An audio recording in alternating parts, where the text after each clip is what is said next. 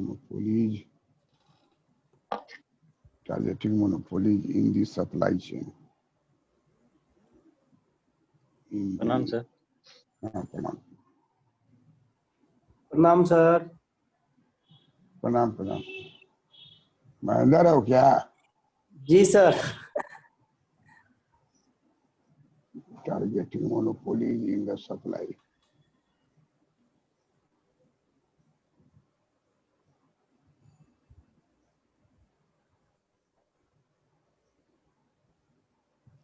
Targeting monopolies in the supply chain.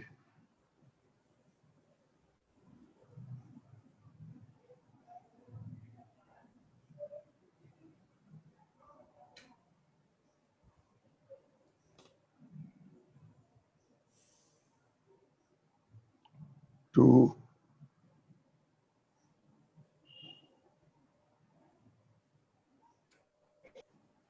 direct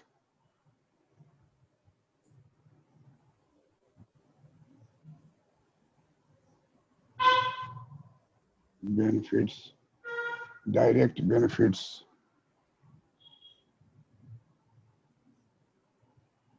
transfer, direct benefit transfer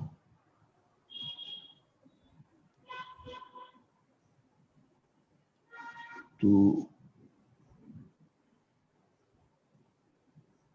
supplement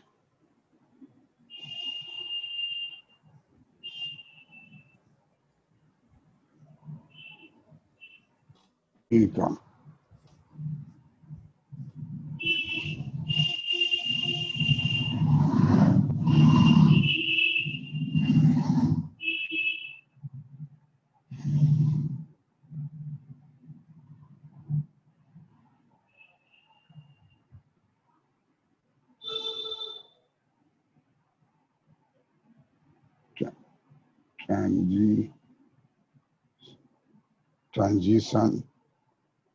Transition to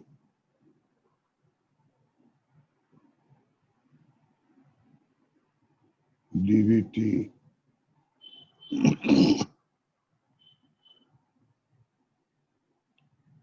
in fertilizer.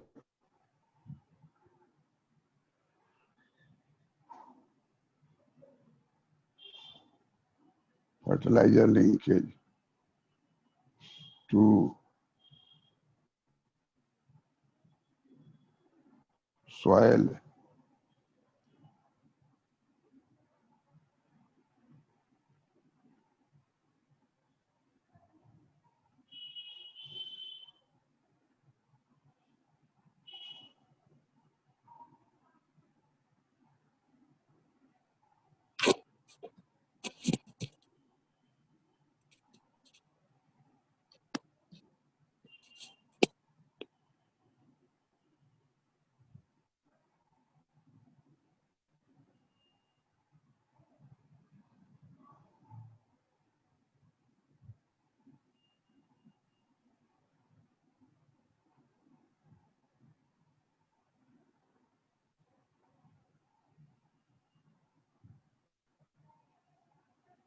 linkage to soil health cards.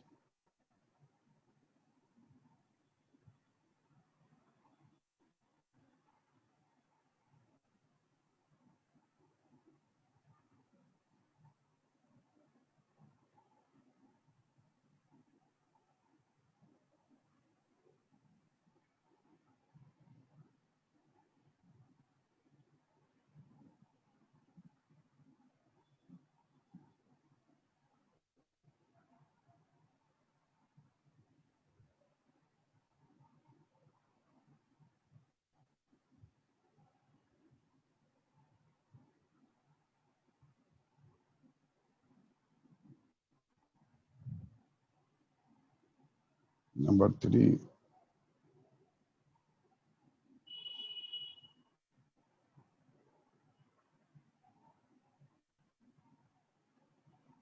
improvement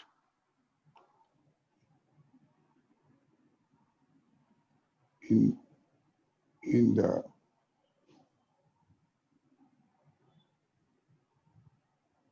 प्रधान मंत्री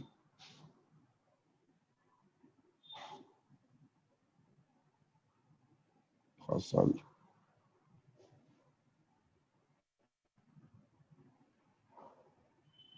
योजना।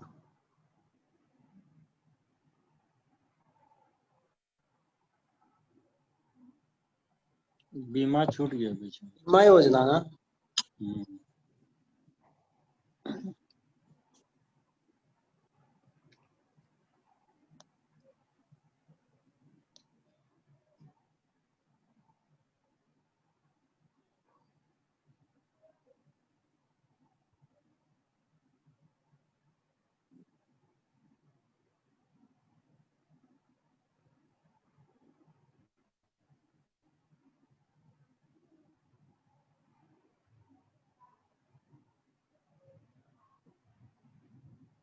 फसल बीमा योजना।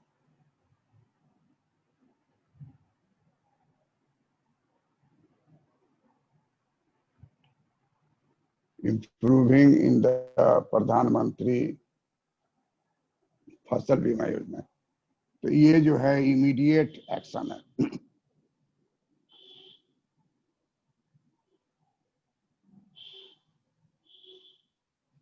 Medium और long term, medium और long term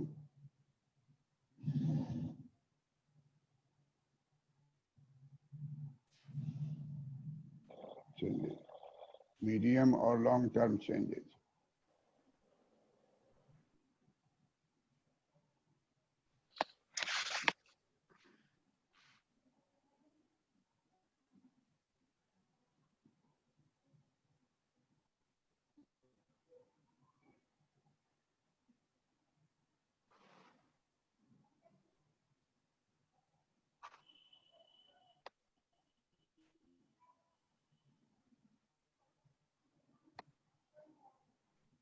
number 1,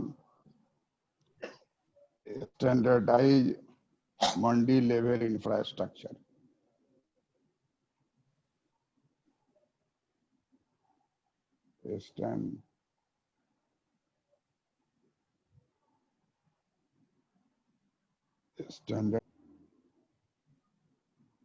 standardise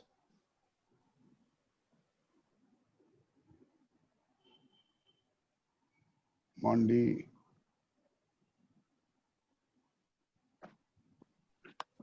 level,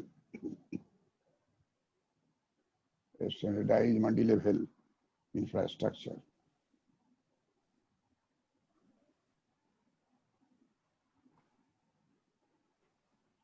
standardise mandi level infrastructure.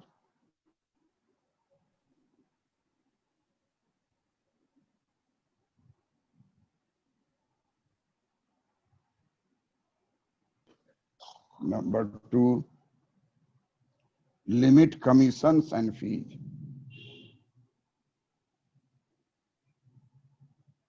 Limit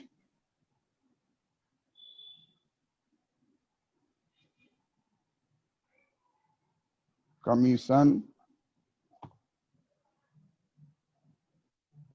limit commissions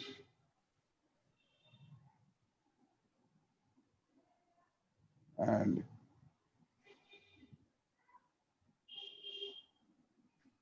fee.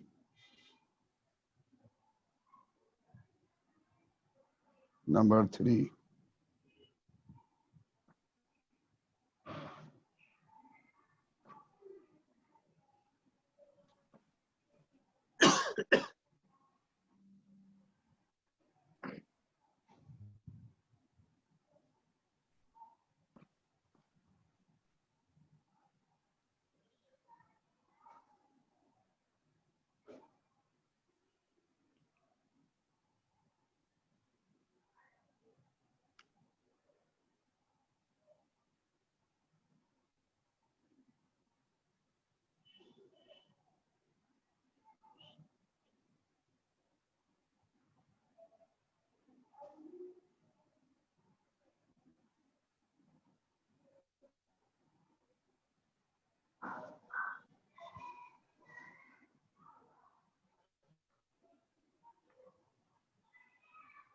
Number 3, expand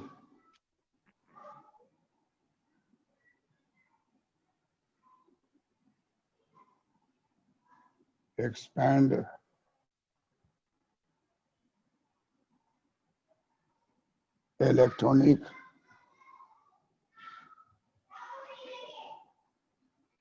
expand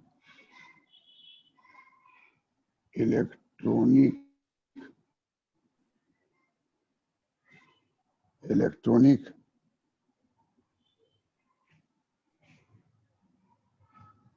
national agricultural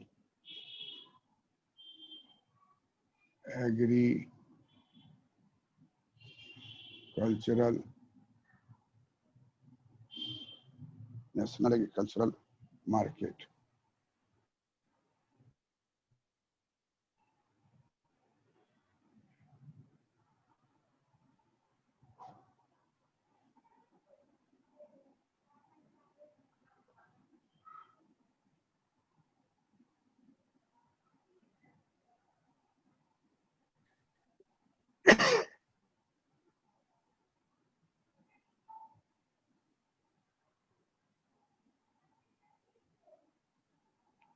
Expand electronic mute कर लीजिए.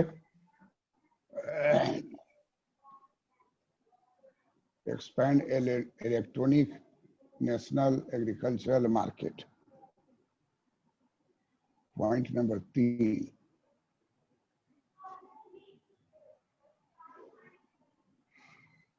Point number 4.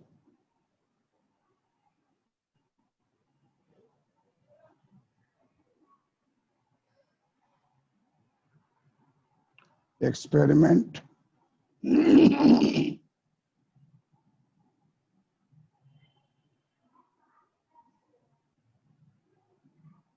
experiment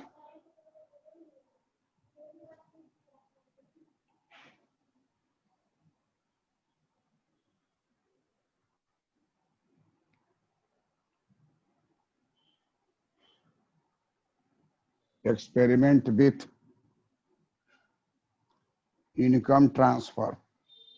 Experiment with income transfer. Experiment with income transfers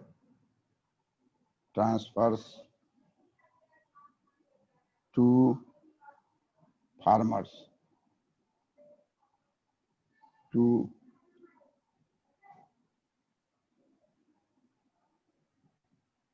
farmers.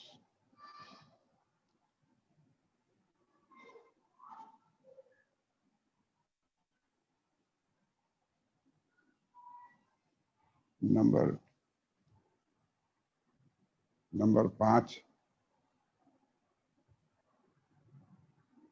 Increase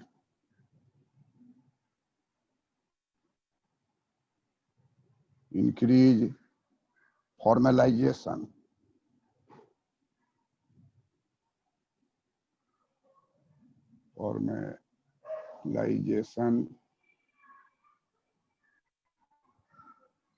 of tenancy.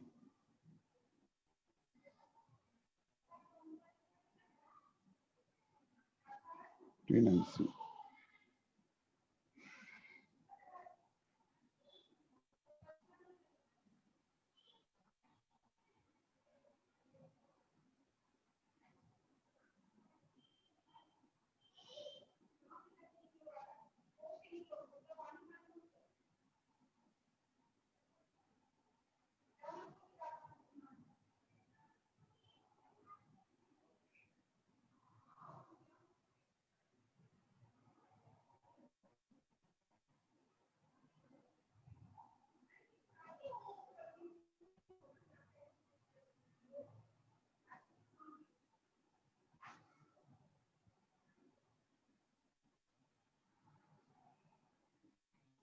formalization of tenancy.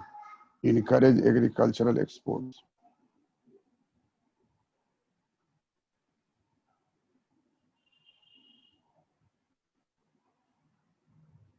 encourage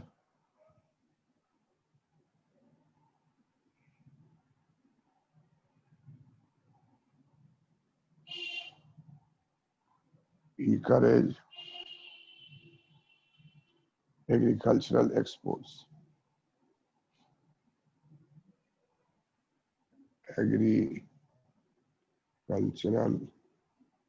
Agricultural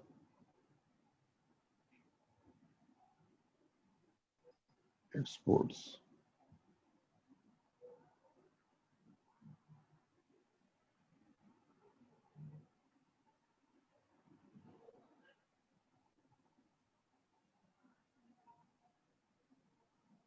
सातवां है encourage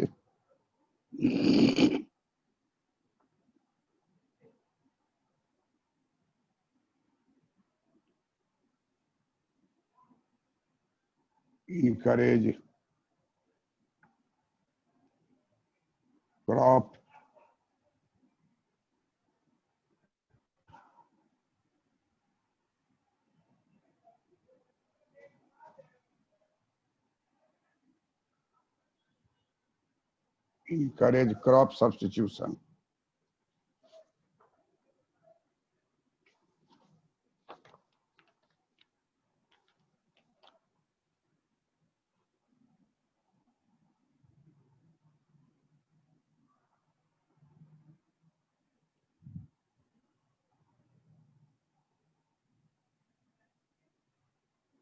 आठवां है improve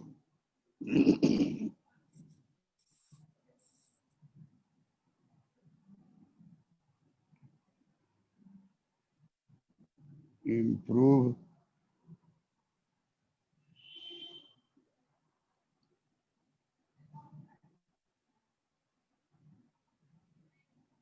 technology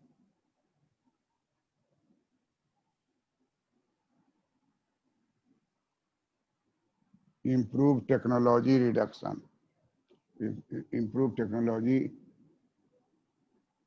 adoption.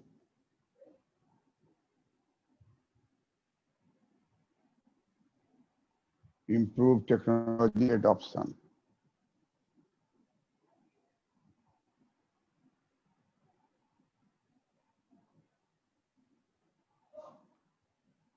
Nine,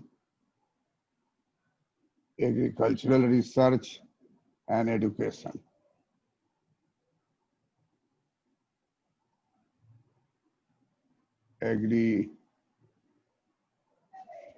Agricultural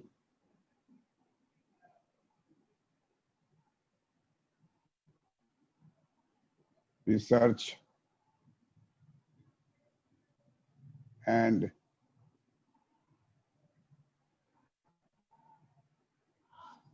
education.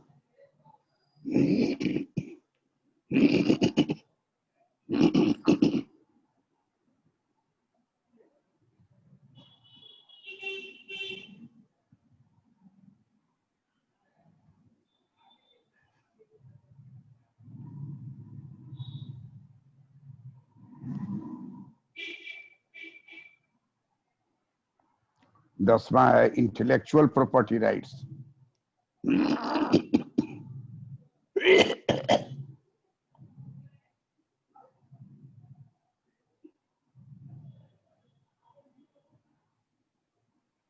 Intellectual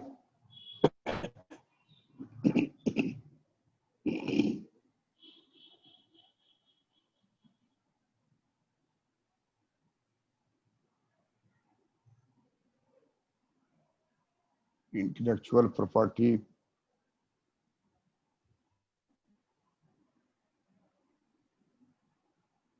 rights.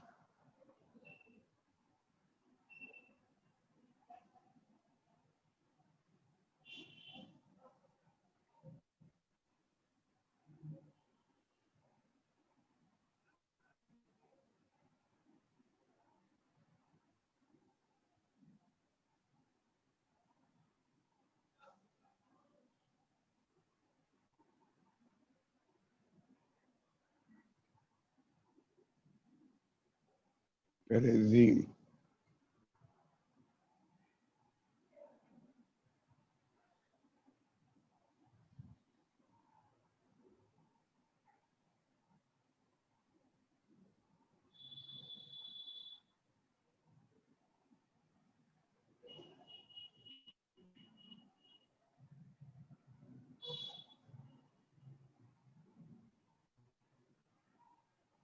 11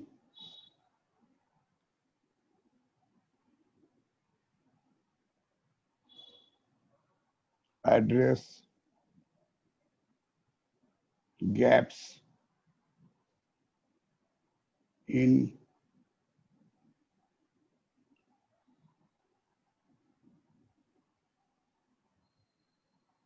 public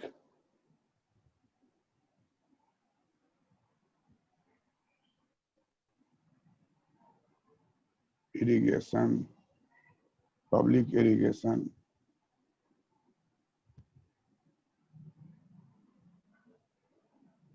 system.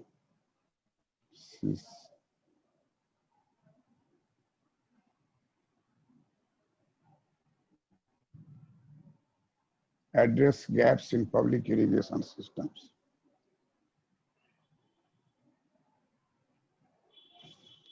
तो यही point है जिसमें 4-4, 5-5 line आप परीक्षा में लिख देंगे तो किसी भी तरह का एग्रीकल्चरल रिफॉर्म पर क्वेश्चन रहेगा उसको पूरा करेंगे।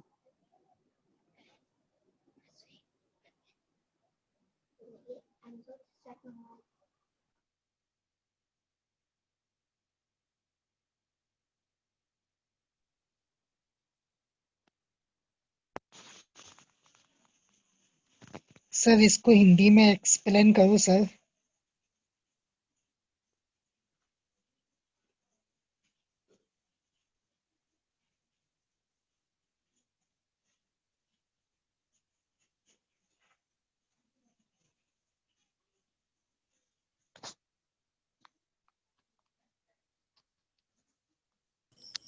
म्यूट है सर।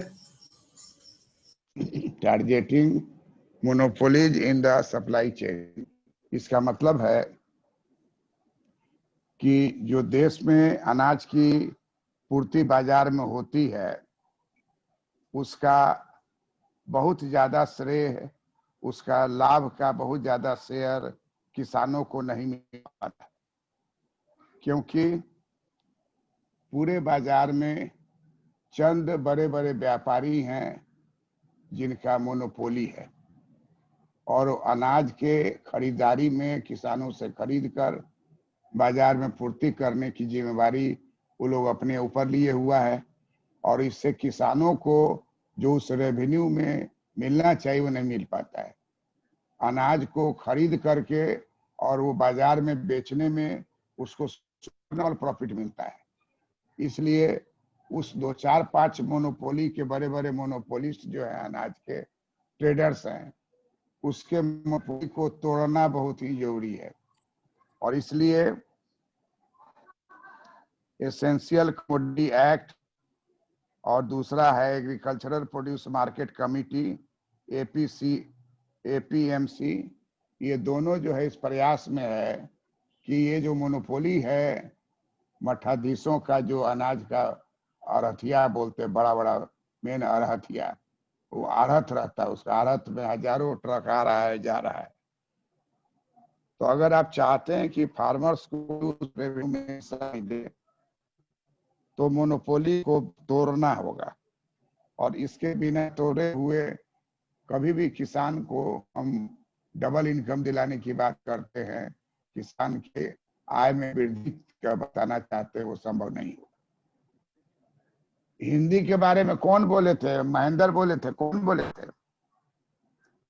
जी सर हमने कौन बोले थे? सर क्या बोले नाम थे बोलो ना है? सर हरि नाम बोल गोविंद रहे हैं। चौहान। गोविंद सर बोले हरि गोविंद चौहान। एक व्यक्ति बोलिए। हाँ बोले थे और नाम गोविंद बोलो ना। बोले थे। हरि गोविंद चौहान और गोविंद बोले थे और कोई बोला था? जी। तो जो बात हम बोले इस बात आप लिखे या नहीं लिखे उससे ज्यादा बात रिकॉर्ड हो गया। अब जब ये अपलोड होगा उसमें आप हिंदी के बात को उतार सकते हैं। तो ट्रांसलेशन बैठ के करना नहीं है, अंग्रेजी के बात का अंग्रेजी की तरह लिखा जाता है, हिंदी के बात का बोलने का तरीका अलग होता है। अंग्रेजी का जो मटेरियल अगर अंग्रेजी मीडियम आप नहीं है तो केवल एक आधार के लिए रखिए और जो हिंदी में आपको समझाते हैं उसी बात को लिखिए। कहीं कुछ कंसल्ट करना हो तो अंग्रेजी में भले देख लीजिए। तो पहला पॉइंट का हिंदी में क्या हो गया कि अनाज की जो आपूर्ति है, आपूर्ति श्रृंखला है, उसके एकाधिकारियों को टारगेट करके उसको तोड़ना। लिख लीजिए हिंदी में जिसको लिखना है, उसी से हो जाएगा। अनाज के आपूर्ति श्रृंखला में जो एकाधिकारी का आधिपत्य है, उस आधिपत्य को टारगेट करके उसको तोड़ना, ये बहुत ही जरूरी है। इतना ही बात लिखाएगा, अंग्रेजी में तो जो लिखाएंगे लिखना हिंदी में इतना ही है। टारगेट को तोड़ना बहुत जरूरी है, और टारगेट को तोड़ने के लिए एसेंशियल कमोडिटी एक्ट सरकार का है, agricultural produce marketing committee APMC सरकार बनाई हुई है। ये सबको चाहिए कि इसमें एक कार्टेल या मोनोपोली जो सही रूप से सुपर नॉर्मल प्रॉफिट कमाती है, उसमें फार्मर का हिस्सा कैसे बढ़े, फार्मर कैसे, अनाज रहेगा तभी मोनोपोली करेगा। अनाज जो उत्पादन किया वो गरीब का गरीब है, और अनाज बेच करके धनवान हो जा रहा है। तो इस तरह के मोनोपोली को तोड़ना जरूरी है। इसके लिए राजनीतिक जो विल है, इच्छा शक्ति है, इस तरह के रिफॉर्म को लाने के लिए ये करना जरूरी है। और जैसे ही इस तरह का सप्लाई चेन में मोनोपोली टूटेगा, तो जो फार्मर्स का अपना कोऑपरेटिव है, फार्मर्स का अपना ग्रुप है, फार्मर खुद अकेला है, कुछ फार्मों का ग्रुप है, ये सब मिल करके इसको बेचने में सफल होगा। और तब जो सप्लाई चेन से जो एक और सुपर नॉर्मल प्रॉफिट कमा रही है बड़े बड़े मोनोपोली फर्म, कार्टेल मोनोपोली, और उससे फार्मर का जो रेवेन्यू है वो रिड्यूस हो जा रहा है। तो उसको तोड़कर डायरेक्ट फार्मर को सेलिंग करने पर, छोटे छोटे ग्रुप को सेलिंग करने पर प्रेरित किया जाना चाहिए। हरिओम, समझे बात को?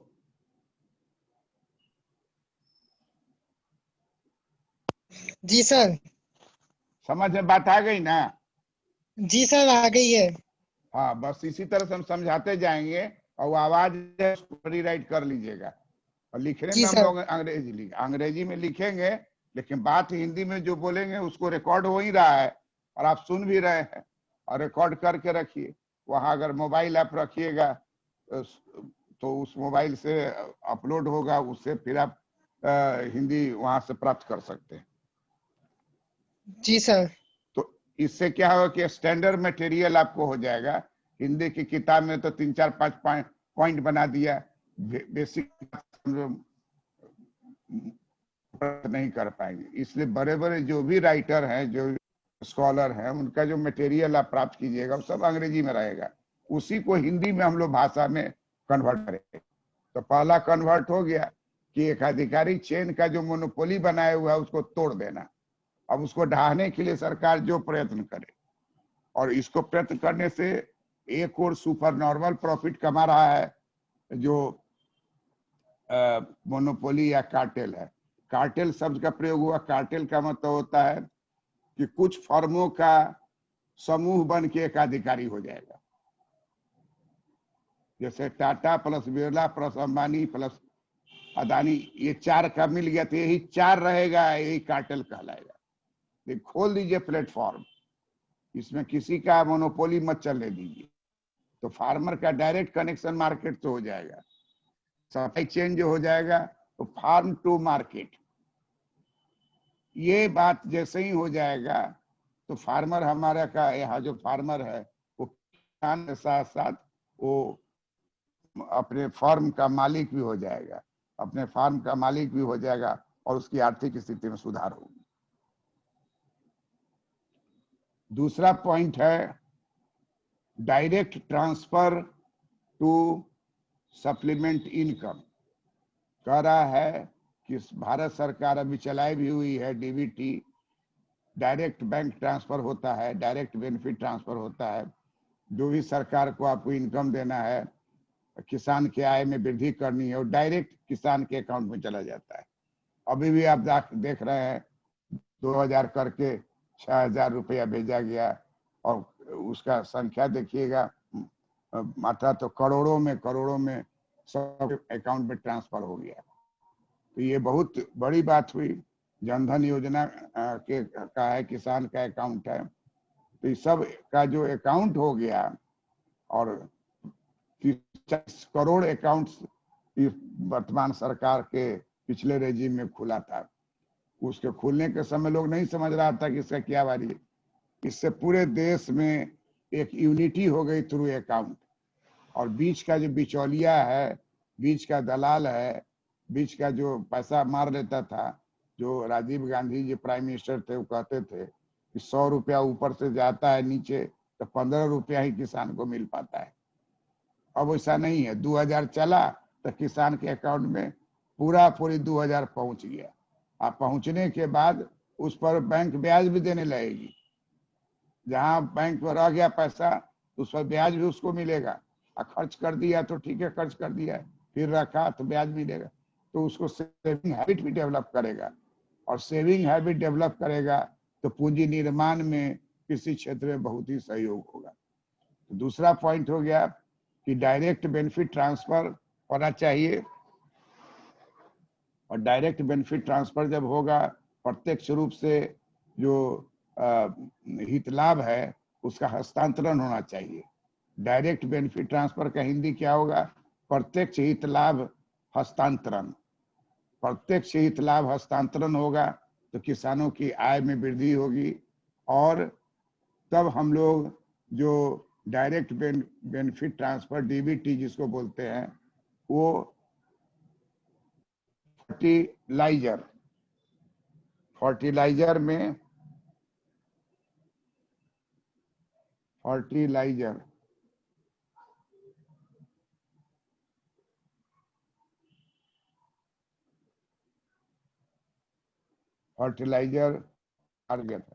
Fertiliser linkage to soil health card. दूसरा सलाह दिया गया कि जो आप पैसा भेज रहे हैं अकाउंट में भेजिए, लेकिन खाद का जो पैसा भेज रहे हैं तो हर किसान को कहिए कि वो अपने खेत में सॉइल टेस्टिंग कराए, कि मिट्टी का जांच कराए। मिट्टी के जांच करने से पता चल जाता है कि उसमें नाइट्रोजन कम है, कि फास्फोरस कम है, कि पोटास कम है, कौन सा न्यूट्रिएंट चाहिए, तो उसके अनुसार से उसको फर्टिलाइजर खरीदना होगा। और ये बात उसके सॉइल हेल्थ कार्ड पर लिखा हुआ रहेगा। तो उस पैसा जो जाएगा तो आपको उन्हीं सब खाद को खरीदना है जो आपके सॉइल के लिए जरूरी है। तो इससे क्या होगा कि आप उल्टा सीधा खाद नहीं खरीद के यूज कीजिएगा, वैसे करने से खेत के ऊपर असर पड़ेगा। तो सॉइल हेल्थ कार्ड ये बहुत महत्वपूर्ण है, और हमारे यहाँ बहुत किसान अपने खेत का सॉइल टेस्टिंग कराए बिना ही उत्पादन का उस समय सॉइल टेस्टिंग भी उतना विकसित नहीं था। कुछ लोग अनुभवी थे, वो मिट्टी देख के हाथ से छू के बता देते थे, लेकिन पर्टिकुलर अब सॉइल टेक्सचर सॉइल का मिट्टी का जो है टेस्टिंग करता है। तभी बिहार में 22 तरह की मिट्टी है, तो 22 तरह की मिट्टी का टेस्टिंग किया तब तो बता रहा है। गुजरात में 4 तरह की मिट्टी है, मध्य प्रदेश में 5 तरह की मिट्टी है, पंजाब में 4 तरह की मिट्टी है, लेकिन बिहार ही एक ऐसा राज्य है जहाँ 22 तरह की मिट्टी है। तो ये तो बहुत जरूरी है कि हेल्थ कार्ड में लिखा हो कि कौन तरह का मिट्टी है, और उसी तरह का फर्टिलाइजर खरीदने में डायरेक्ट बेनिफिट ट्रांसफर का उपयोग किया जाए। तीसरा पॉइंट है प्रधानमंत्री फसल बीमा योजना। ये प्रधानमंत्री फसल बीमा योजना चलाए हैं। फसल बीमा योजना पहले भी चल रहा था, लेकिन इसमें गड़बड़ी क्या है कि टाइम पर प्रीमियम नहीं पेमेंट होने से जाता है पॉलिसी। फिर फसल बीमा योजना की सफलता के लिए जो इंश्योरेंस कंपनी है उसकी गुणवत्ता भी जरूरी है, उसका त्वरक उपाय फसल खराब होने पर पेमेंट करने का होना चाहिए, इसमें इम्प्रूवमेंट होना चाहिए। प्रधानमंत्री फसल बीमा योजना अगर हो जाता है 100% सफल, तो किसान बेधड़क अपना पूंजी खेती में उपयोग करेगा और उससे उसको प्राप्ति होगी। तो ये 3 पॉइंट आपको हो गया इमीडिएट एक्शन। और उसके बाद है आपको मीडियम और शॉर्ट टर्म चेंजेस। तो मीडियम और शॉर्ट टर्म चेंजेस क्या होता है? मीडियम और लॉन्ग टर्म चेंजेस। ऊपर वाला इमीडिएट एक्शन है, तो इमीडिएट एक्शन का मतलब हो गया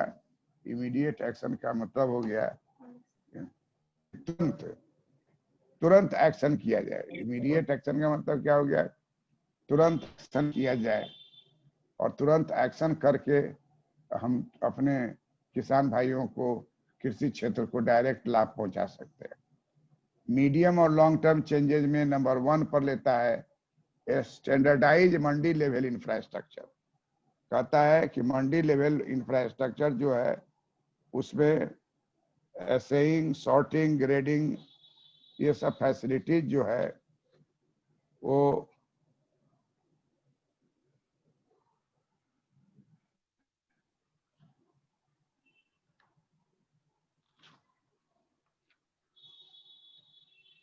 महत्वपूर्ण है।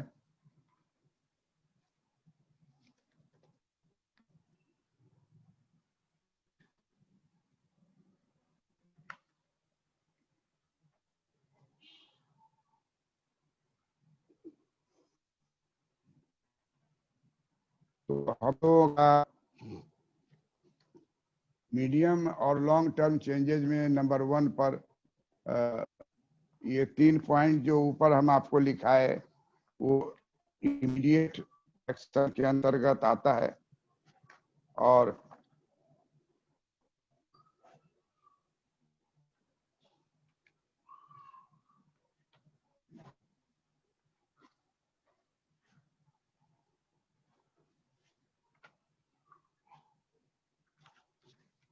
अब जो इसको हम लोग बांटेंगे इमीडिएट और long term.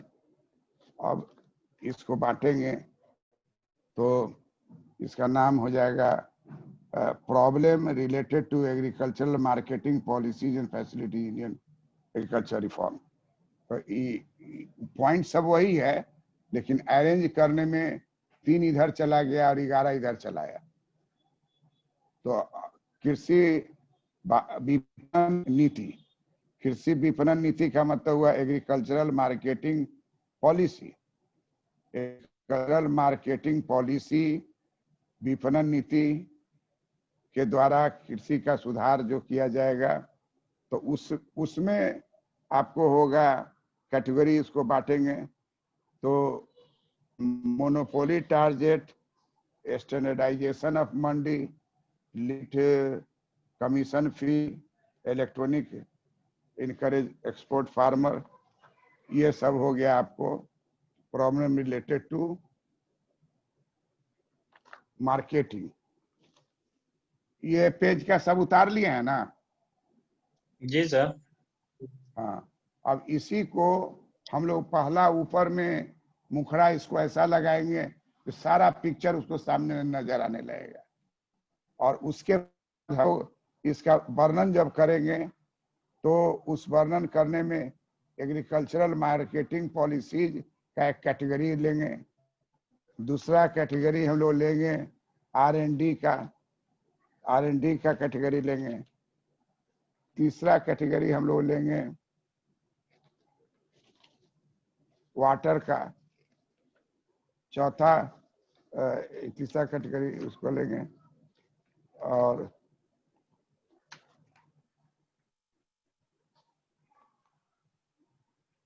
Input, problem related to input. तो हम लोग अब जो ऊपर का पॉइंट आप देख लिए ना, इस पॉइंट में जो भी बात लिखा हुआ है उसी बात को हम लोग ये 2 भाग में बांटे हैं। अब इसी 2 भाग को हम लोग बांटेंगे 3-4 भाग में इशू आधारित, ये हो गया टाइम आधारित, किसी चीज का पॉइंट जो बनता है तो टाइम आधारित की अल्पकाल दीर्घकाल। अब होगा आइटम आधारित की किस आइटम में है, चीज वही रहेगा लेकिन बदल जाएगा लिखने का। परीक्षा में शुरुआती दौर में एक पेज यही लिखना है आपको, उसके बाद आपको बनाना है आइटम आधारित। तो आइटम आधारित जो होगा उसमें क्या लिखेंगे, तो उसमें लिखा जाएगा problems related to agricultural marketing. Point सब उधर वाला ही डिस्कस होगा लेकिन आइटम वाइज बदल जाएगा। उधर टाइम आधारित था, problems related to agricultural marketing, problems related to agricultural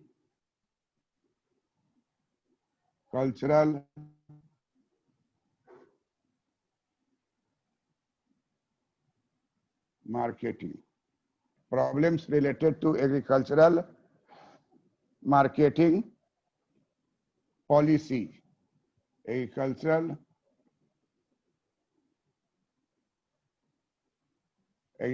marketing policy and facilities and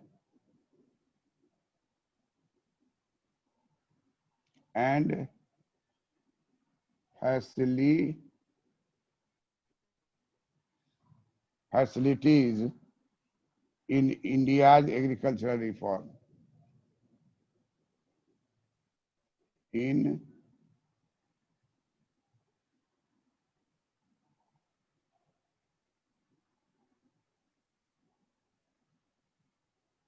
India's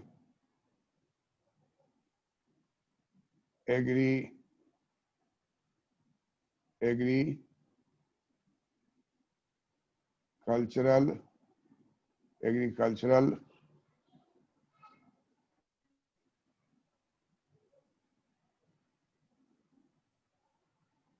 reform. Problem related to agricultural marketing policies, facilities. अब ये जो है हम लोगों का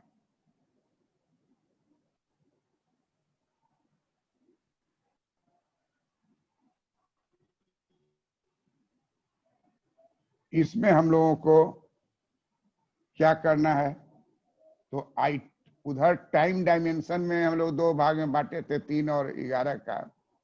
अब हम लोग बांट रहे हैं कि एग्रीकल्चर मार्केटिंग का इशू जो है वो पहला मार्केटिंग पॉलिसी एंड फैसिलिटीज से रिलेटेड है। तो उसमें आपको नंबर 1 वही monopolies in the supply chain,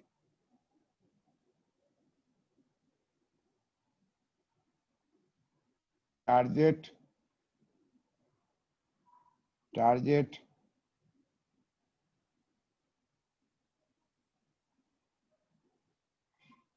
monopolies in the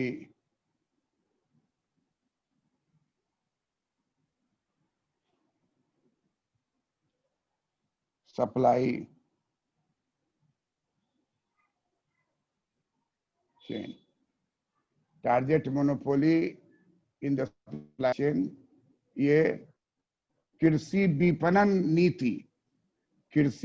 नीति, विपणन मतलब होता है मार्केटिंग, कृषि विपणन नीति एवं सुविधाएं, उसकी समस्या को मिटाने से भारत के कृषि का सुधार होगा, भारतीय कृषि में सुधार होगा।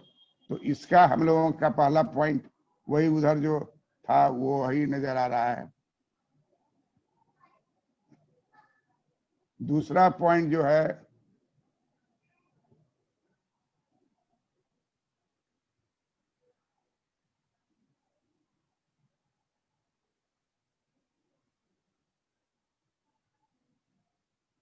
दूसरा पॉइंट हो जाएगा जो उधर का मीडियम टर्म है सो इधर आ जाएगा, standardise mandi level infrastructure,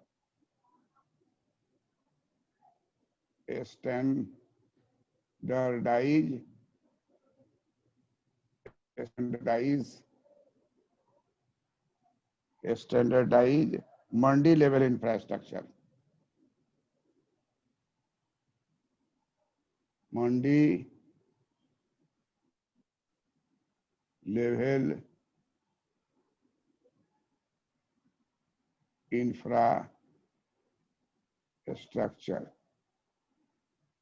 standardise mandi level infrastructure.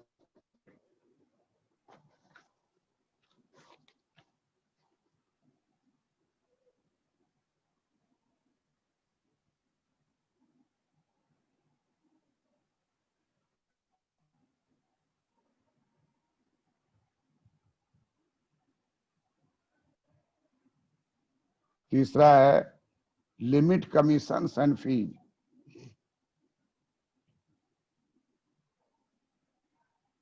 Limit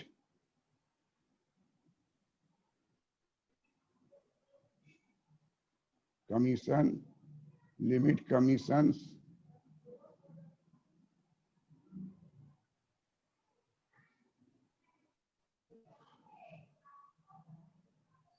commissions and fee.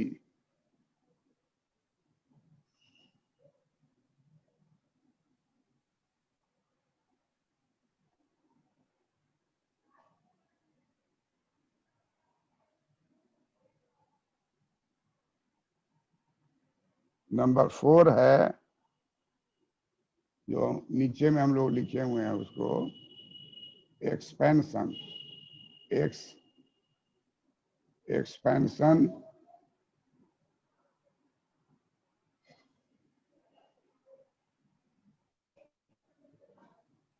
expand electronic national agricultural market, expand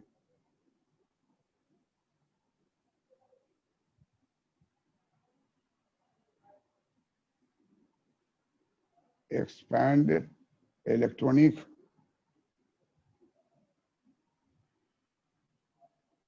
national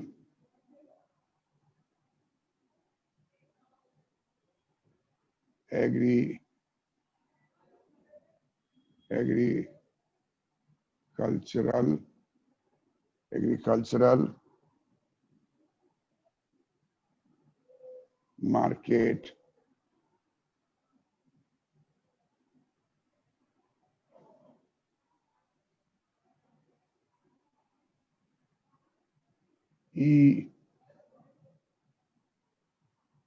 NAM।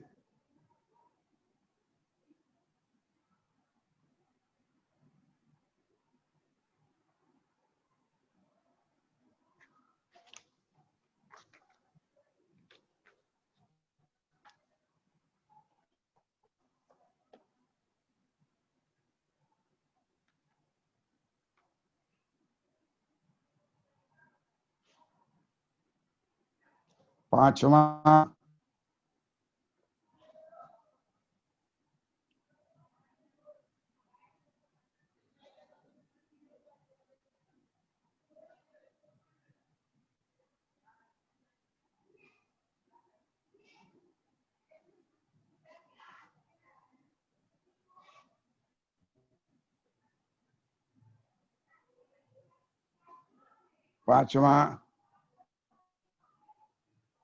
encourage agricultural exports,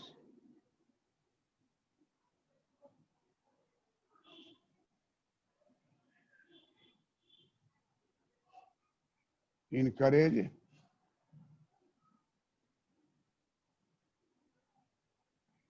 agricultural export।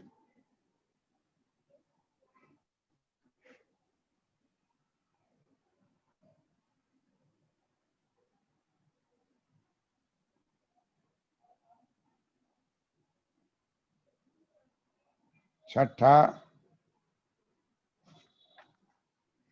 नहीं, 5 हुआ है।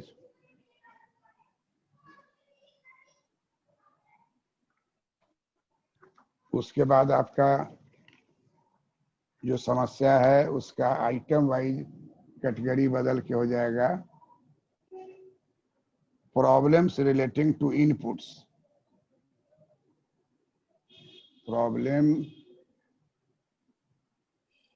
problems relating to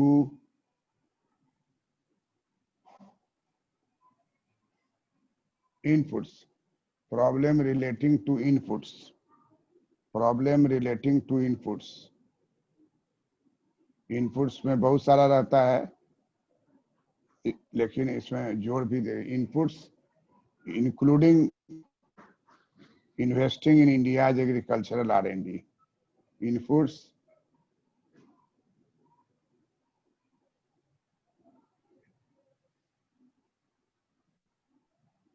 including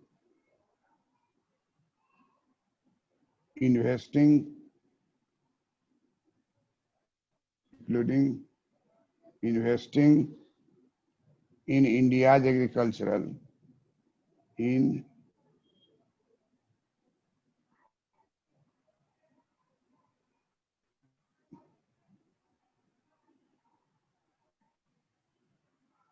India's agricultural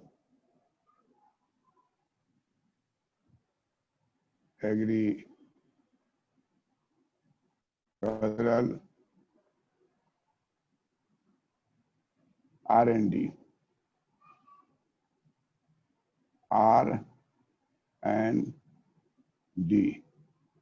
agricultural R&D.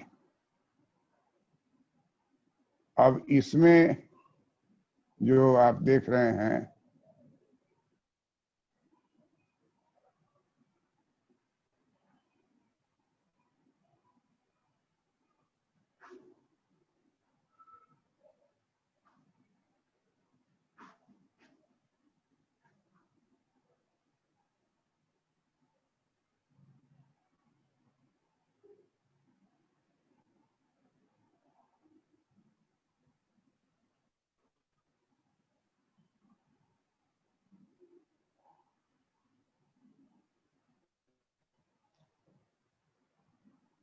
R&D,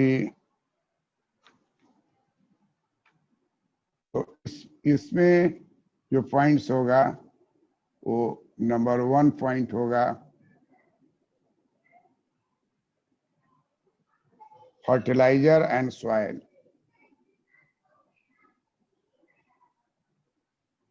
fertiliser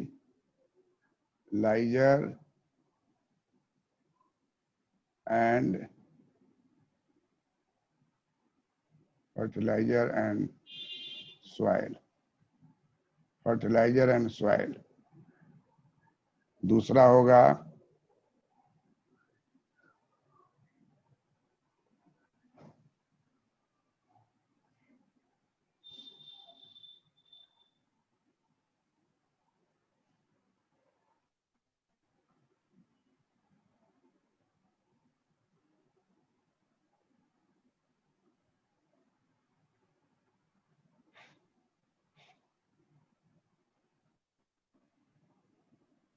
दूसरा होगा insurance and premium subsidy.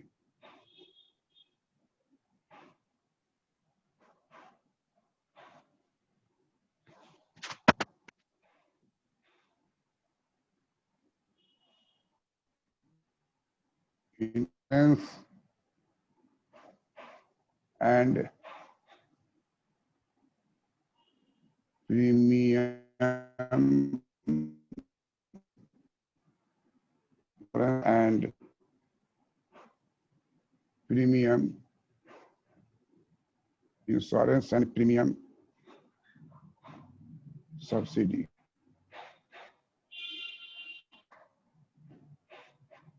Insurance and premium subsidy.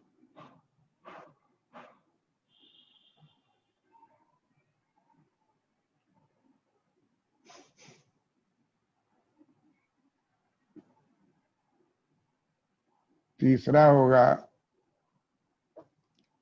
Experiment with income transfer to farmer.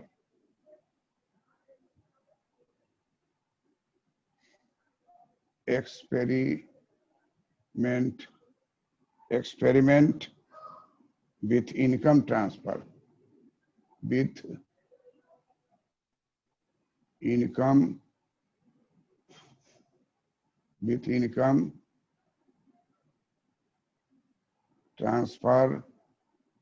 with income transfer, transfers to farmer,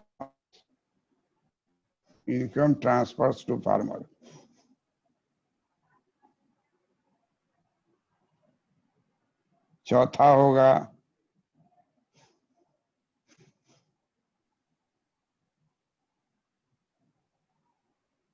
चौथा होगा increase formation of tenancy,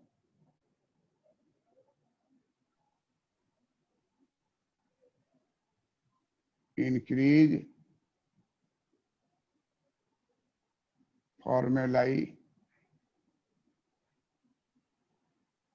formalization of tenancy,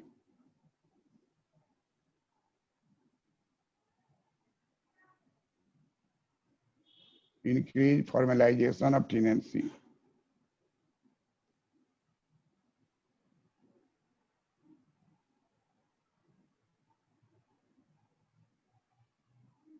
पांचवा होगा improve technology adoption,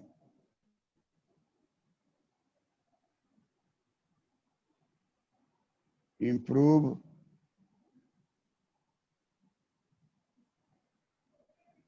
technology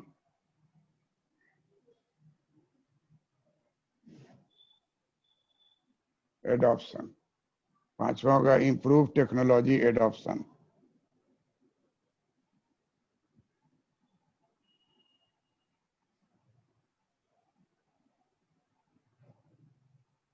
छठा होगा agricultural research and education,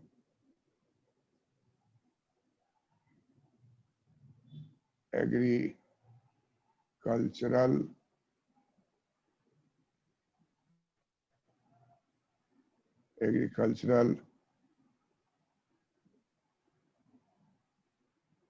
research and education, agricultural research and education.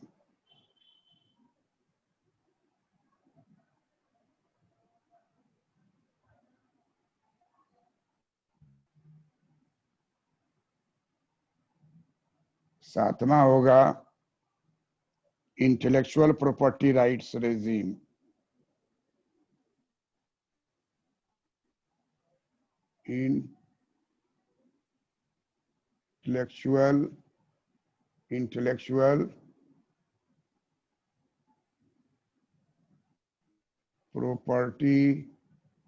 intellectual property rights, intellectual property rights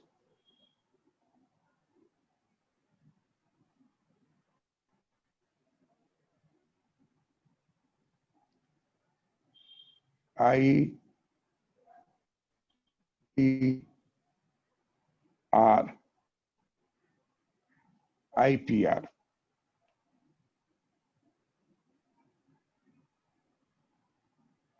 regime.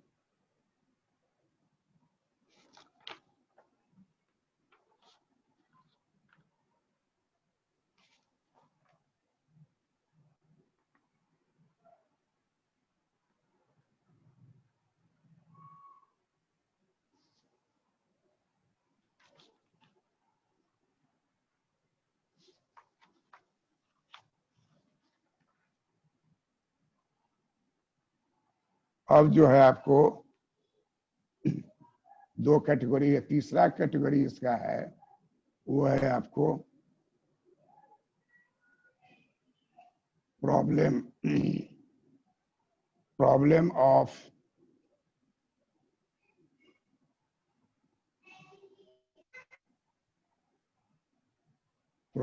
Of water under agricultural reform, agricultural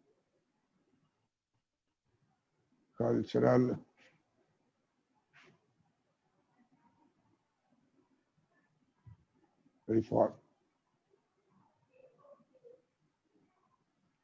अब इसमें जो आता है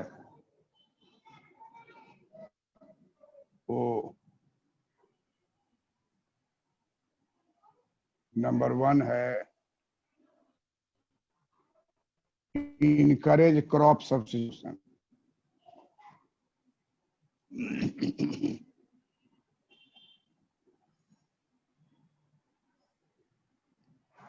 encourage crop substitution, crop substitution. और उसके बाद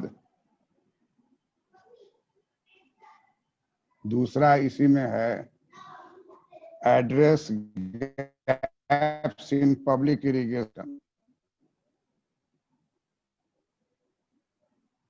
एड्रेस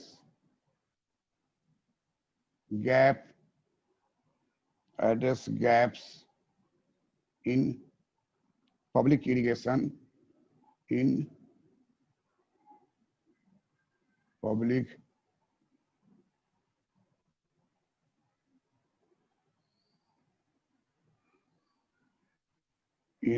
irrigation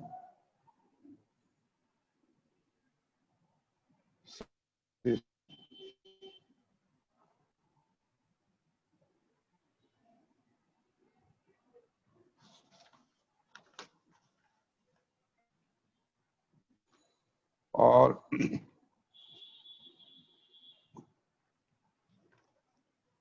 एक cultural reform है, वो आपको बताए कि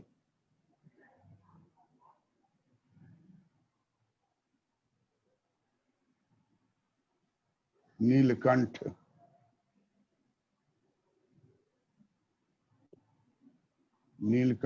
मिश्रा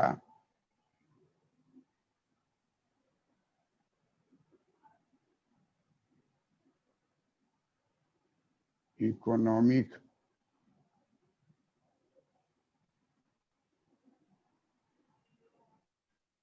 एडवाइजर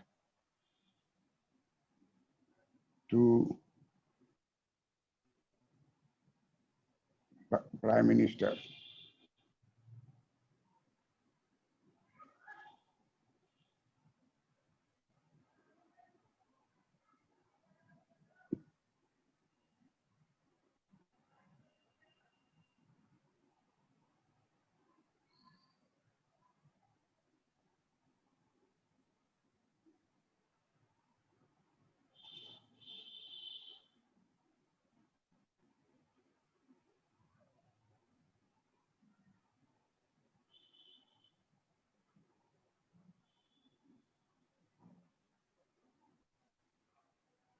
इसमें प्राइम मिनिस्टर 2020 लिखे हैं तो किसका नाम हो जाएगा ऑटोमेटिक?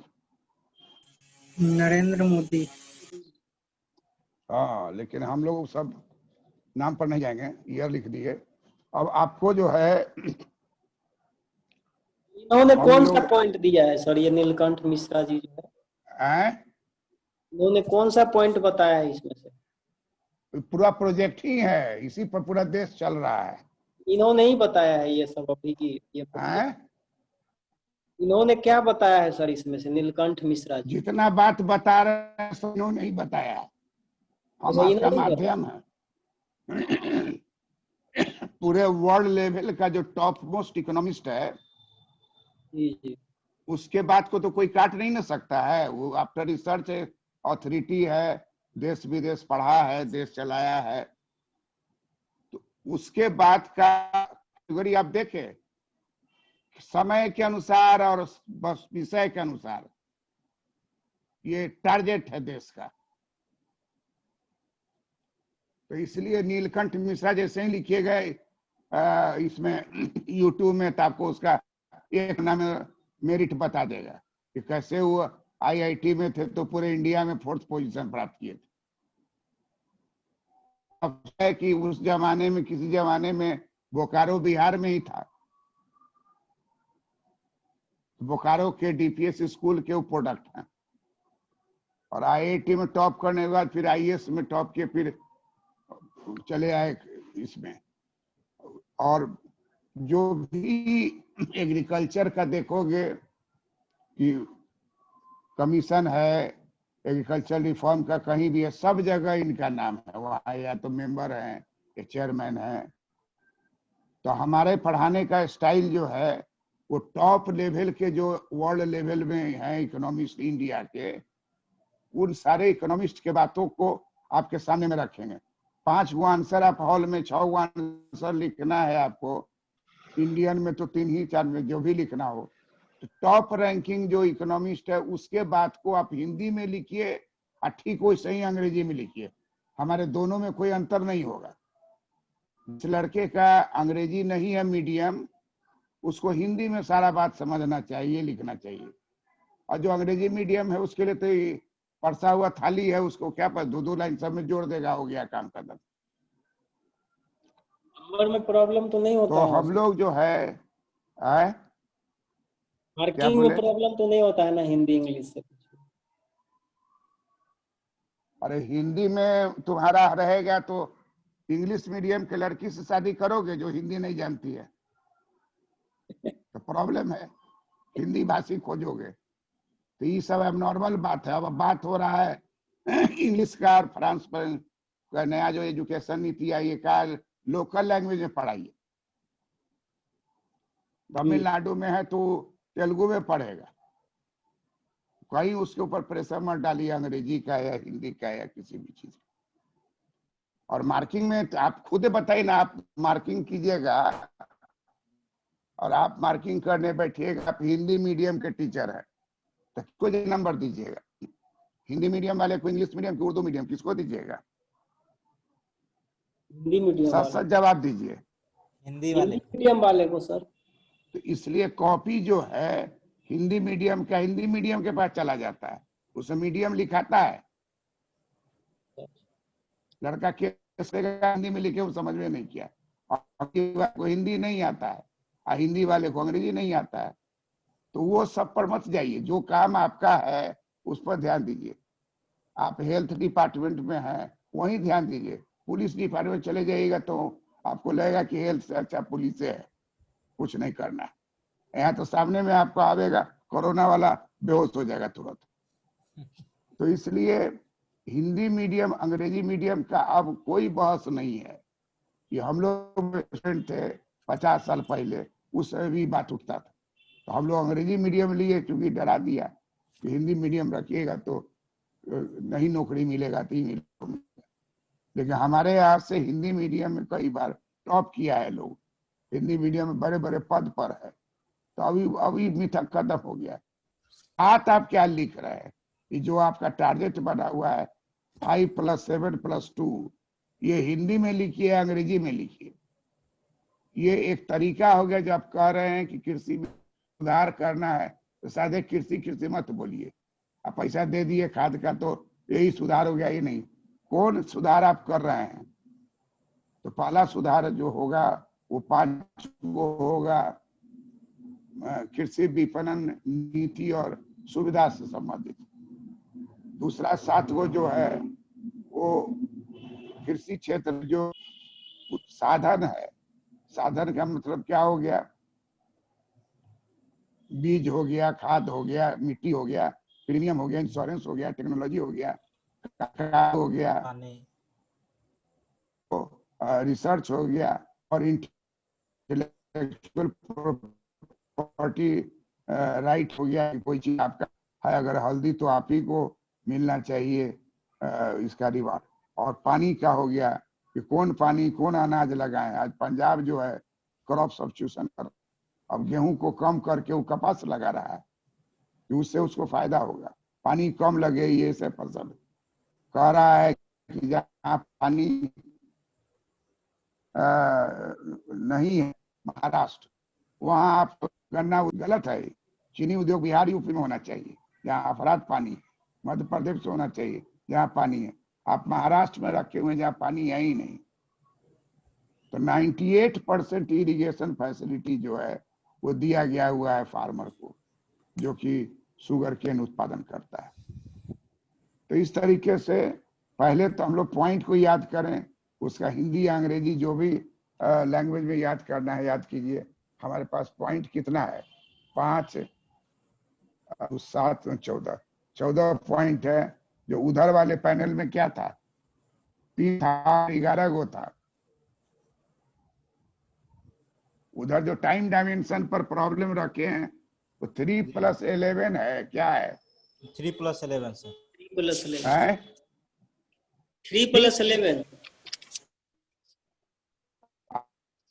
उस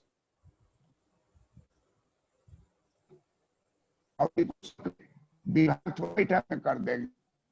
3 है। तो आप पहले पॉइंट याद कीजिए। पहला पॉइंट जो है हिंदी या अंग्रेजी में बोलना है सबको। इसमें कोई तरह का संकोच नहीं रखिए। जहां नहीं समझ में आवे पूछिए, अंग्रेजी हिंदी पूछिए, नहीं होगा 1 to 1 भी हम आपको देंगे कोई चीज जो समझेगा। इसमें ये नहीं सोचना है कि हम पूरे दूसरा आपको क्या कहेगा, दूसरा से क्या कर, आपको अपना से मतलब है। समझे? हरिओम। हरिओम है। जी सर। हाँ सर। है? हाँ। जी सर। तो अब आपको हिंदी में बताना है जो अंग्रेजी में बताना है। मेजोरिटी लड़का है हिंदी मीडियम का ही है जो लोग अभी बैठे हुए हैं। आप लोग में इंग्लिश मीडियम किसी का है क्या? उद्देश्य का हुआ है?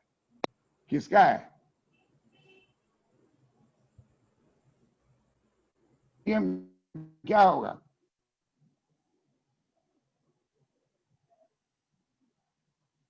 मोतीलाल, जी सर। आपका मीडियम क्या है? परीक्षा में कैसा लिखिएगा? हिंदी में लिखते हैं सर। हिंदी में। तो सब जी। आदमी हिंदी मीडियम के हैं। इससे जी। सारे पॉइंट का पहले हिंदी पॉइंट बनाइए। लिखिए नंबर 1। ये हम मुंह से बोलेंगे, लिखेंगे, टाइप नहीं करेंगे। मुंह से जी। बोलेंगे। सब आदमी हिंदी में लिखिए इसका मुखड़ा।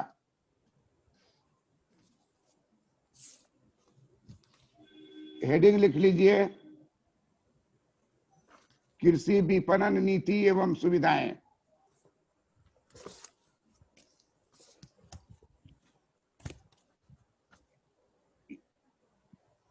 कृषि विपणन एवं नीति सुविधाएं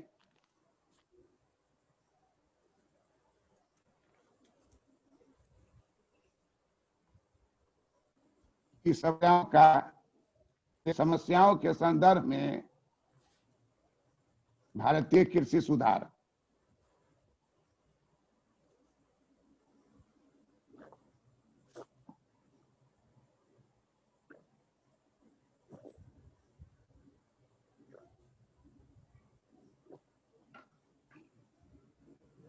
क्या लिखे मोतीलाल?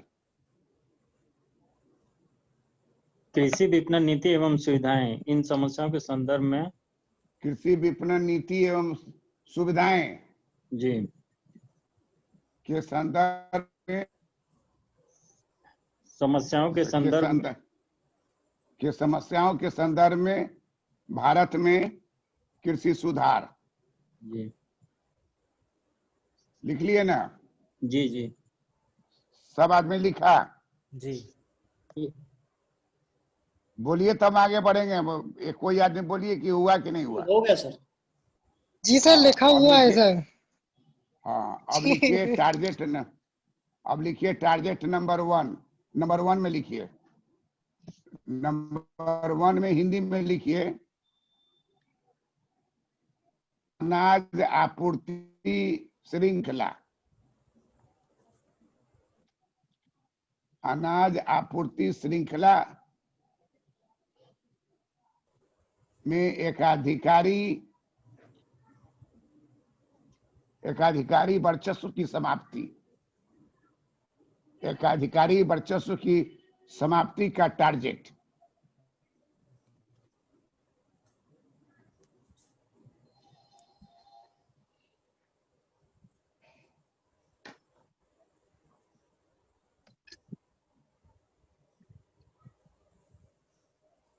क्या लिखिए सुनीता? जी सर। अनाज आपूर्ति श्रृंखला में क्या लिखे हो? एकाधिकारी वर्चस्व की समाप्ति का टारगेट। हाँ ठीक है, का टारगेट। नंबर 2 लिखिए।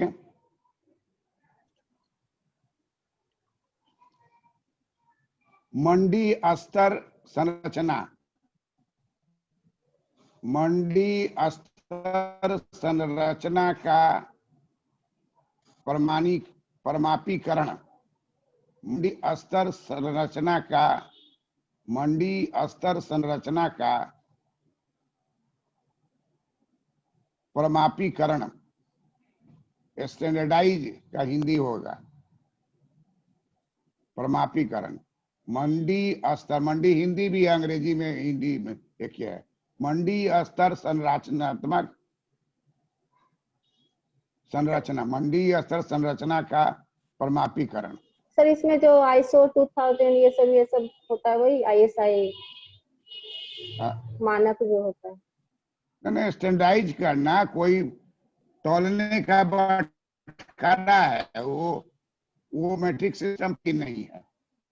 कोई कुछ से नाप रहा है, कोई पत्थरे को तौल के कहेगा ये 5 किलो है जी। ऐसा देखियो कि नहीं? हाँ, तराजू पर वो पत्थर चला देना, भाई 500 ग्राम है। हाँ। तौलने पर 500 ग्राम हो जाएगा, लेकिन वो नियम नहीं है।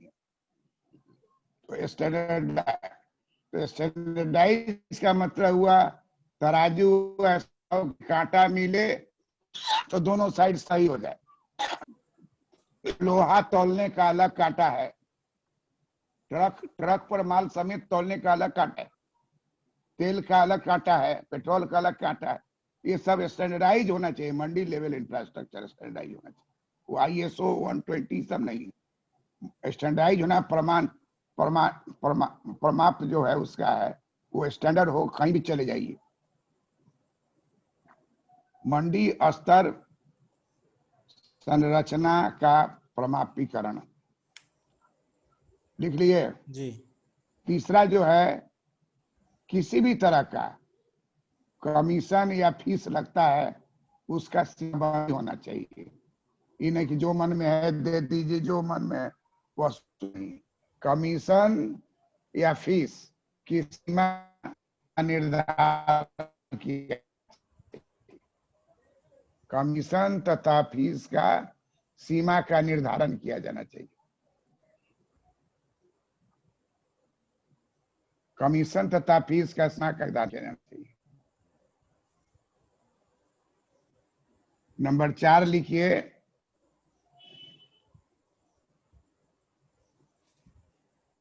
इलेक्ट्रॉनिक राष्ट्रीय कृषि विपणन, इलेक्ट्रॉनिक राष्ट्रीय कृषि विपणन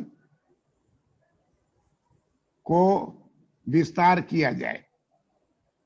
इलेक्ट्रॉनिक नेशनल कृषि विपणन को विस्तार किया जाए।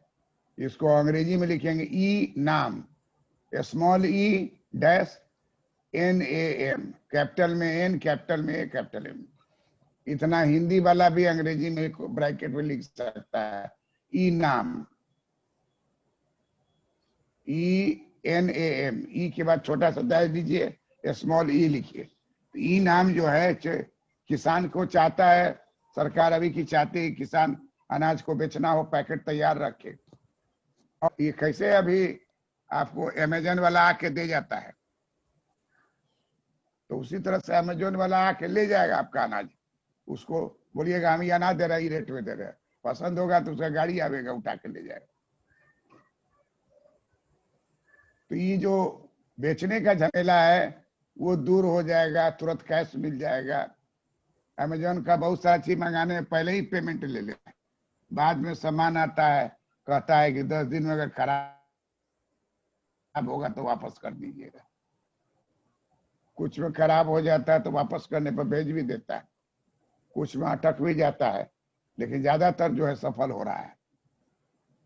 तो ये चौथा पॉइंट हो गया, इलेक्ट्रॉनिक राष्ट्रीय बाजार विपणन ई नाम का विस्तार किया जाए। नाम का विस्तारित मार्केटिंग से जुड़ा हुआ है, इसलिए इसका एक गोला बनाया गया जिसमें 5 रखा गया। 5वां है कृषि निर्यात को प्रोत्साहन। 5वां है कृषि निर्यात को प्रोत्साहन।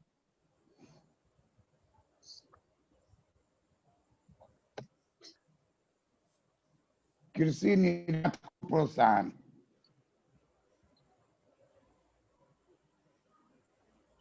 मोतीलाल जी सर। ये 5 को जोर से हिंदी में बोलिए तो। कृषि विपणन नीति एवं सुविधाओं की समस्याओं के संदर्भ में भारत में कृषि सुधार, अनाज आपूर्ति श्रृंखला में एकाधिकारी वर्चस्व की समाप्ति का टारगेट, मंडी स्तर संरचना का प्रमाणीकरण, कमीशन या फीस की सीमा का निर्धारण किया जाना, राष्ट्रीय कृषि विपणन बाजार का विस्तारीकरण, कृषि निर्यात को प्रोत्साहन। अब इसमें अपने मन से भी 4-4 को लाइन लिख दीजिएगा ना। जी सर। आपको हो जाएगा 20 लाइन। जी 200। तो इसलिए और मार्क्स जो है ये आवेगा आपके पॉइंट पर, पॉइंट के कैटेगराइजेशन पर, डायमेंशन पर। पहले हम लोग जो है इसको 3 कैटेगरी में बांटेंगे और लास्ट में जो पीछे वाला आगे दिए हुए हैं अल्पकालीन या दीर्घकालीन पीछे डाल देंगे। टारगेट ऑलरेडी जो पॉइंट से यहाँ है वही पॉइंट वहां है। ये एग्जामिनर को आप हर तरह से इंप्रेस करने का कैसे कोशिश कीजिएगा, ये स्टाइल है, तरीका है। और सबसे कि मन लगा के पढ़िए, मन लगा के अपना भी एनर्जी खर्च कीजिए, कैजुअल नहीं रहिए, छोटे छोटे चीजों को अपने दिमाग से सॉल्व कीजिए। यही होना चाहिए कमीशन में compete करने के लिए, क्योंकि वहां जाने पर हॉल में जब आप रहिएगा तो आपका माइंड मैच्योर रहेगा। कुछ भी लिखिएगा जो आप पढ़ रहे हैं कहीं भी डालिएगा कृषि में, तो यही बात लिखना है। जरा गौर से सोचिए कि भारत के कृषि के संदर्भ में कोई भी बात आएगी तो 10 गो लाइन तो आप लिख ही दीजिएगा हर हाल में। इसलिए पॉइंट को बराबर याद रखना है आपको, और पॉइंट अगर अंग्रेजी में है तो उसको हिंदी में पॉइंट कर लीजिए, हिंदी में लिखना है तो हिंदी में ट्रांसलेट कर लीजिए। जहां प्रॉब्लम है हमको कहिए, हम ट्रांसलेट कर देंगे। और हम भी इस बार इसी पर जोर दे रहे हैं ताकि हिंदी में कम से कम पॉइंट तो याद हो जाए। अब देखिए दूसरा हम लोगों का जो कैटेगरी है, पहला कैटेगरी है कृषि विपणन नीति एवं सुविधाएं। इसके संदर्भ में, समस्या के संदर्भ में कृषि सुधार। अब क्या है कि कृषि के क्षेत्र में यूज किए गए इनपुट्स का मतलब हो गया बीज, खाद, पानी, मिट्टी, इंश्योरेंस, इनकम फार्मर का, टेनेंसी मतलब काश्तकारी, रैयतवारी, काश्तकारी, जो बटाईदारी, ये सब की स्थिति, कृषि में क्या रिसर्च हो, कृषि की शिक्षा क्या हो, ये है इंटेलेक्चुअल प्रॉपर्टी राइट जो है वो, उस पर बात हो। तो ये सब जो है ये हम लोग एक कैटेगरी में रखेंगे, इनपुट्स। उस इनपुट्स में वाटर भी है, लेकिन वाटर को हम लोग एक अलग कैटेगरी में डालेंगे, इसलिए वाटर ऊपर नहीं डाला गया है, अलग कैटेगरी डाला गया है, बहुत ही महत्वपूर्ण है। भारत के किसान जो हैं उन पर आधारित रहते हैं, वाटर उनकी सबसे बड़ी समस्या है। वो अन्य इनपुट के साथ नहीं जोड़ के उसको अलग महत्व दिया जाना चाहिए।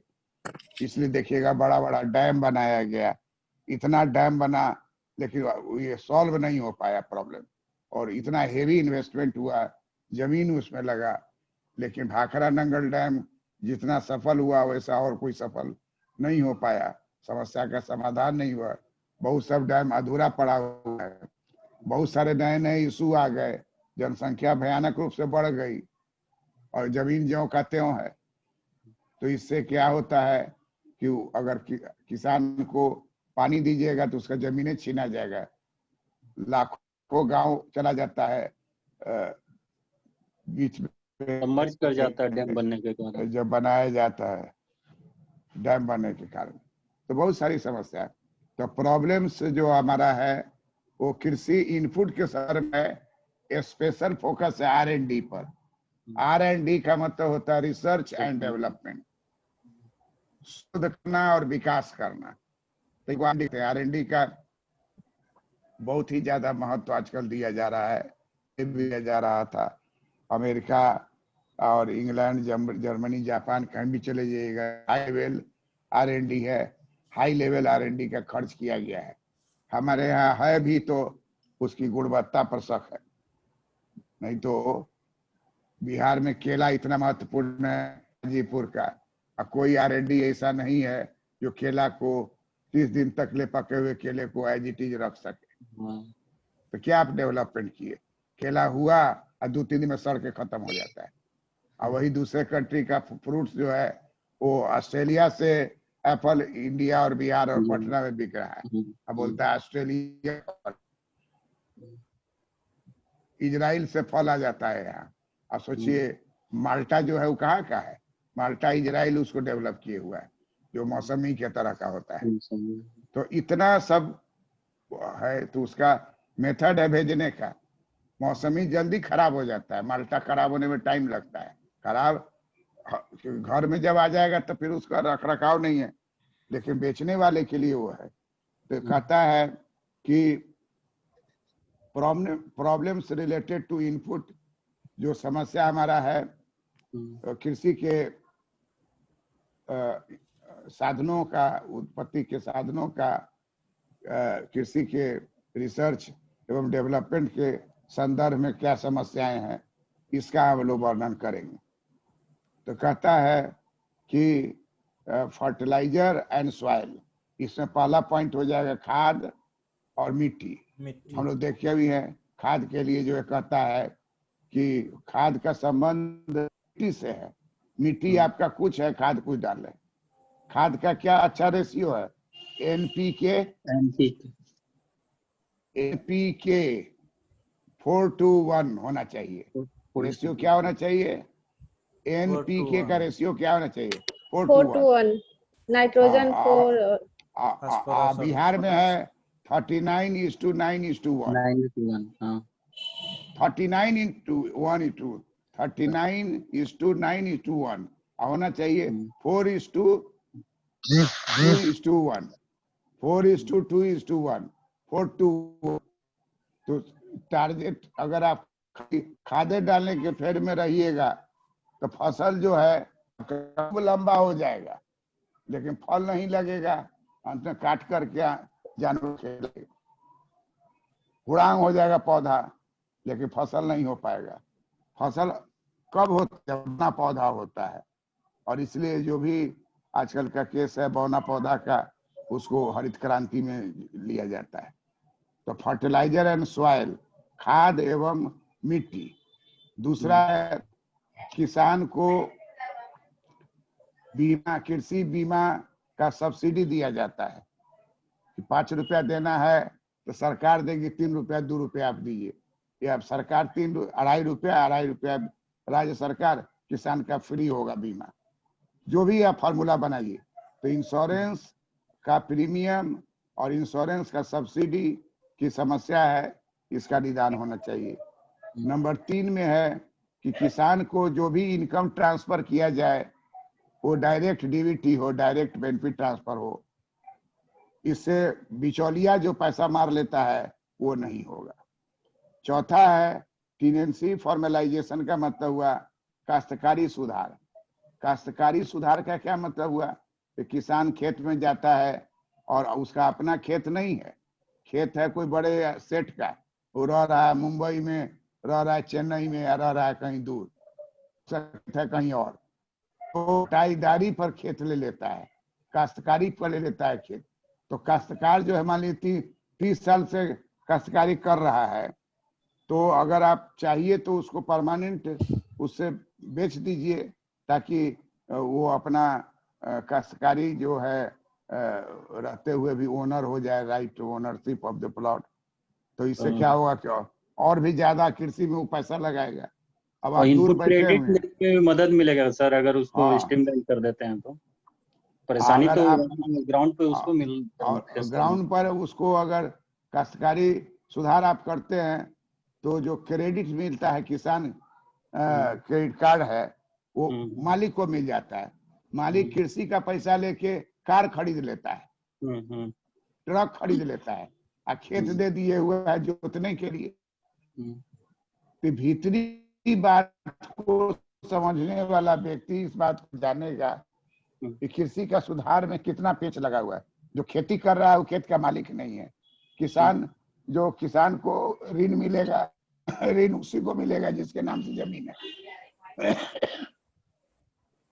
किसान क्रेडिट कार्ड उसी को बनेगा जिसके नाम से जमीन है।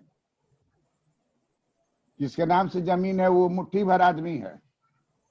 गांव में देखिएगा अधिकांश जमीन किसी एक दो धनवान व्यक्ति का होता है, बाकी सब छोटा छोटा प्लॉट।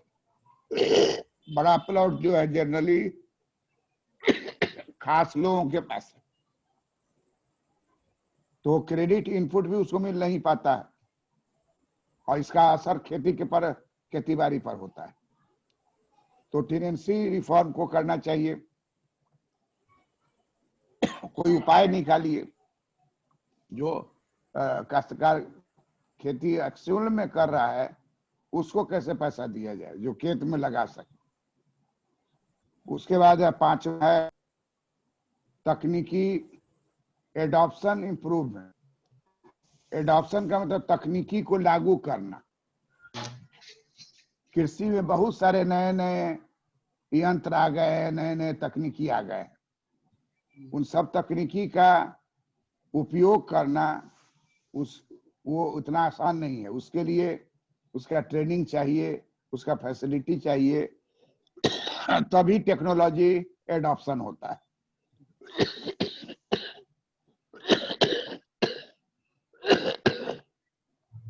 टेक्नोलॉजी के बारे में कहता है कि तकले वो एक ही जगह पर पड़ा रहेगा, उसका डिफ्यूजन होना चाहिए।